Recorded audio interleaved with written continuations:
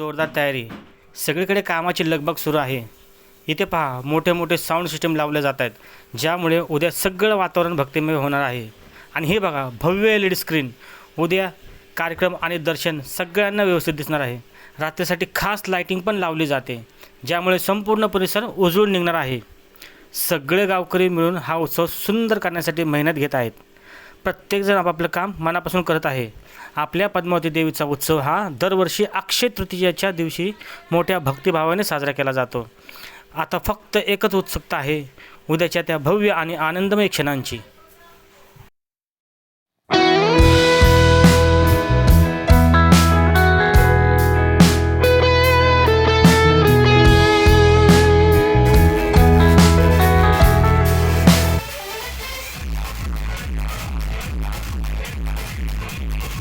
उत्सवाच्या दिवशी आरुषला आणि पार्थला मी उत्सवात घेऊन आलो, देवीच्या पाया पडलो.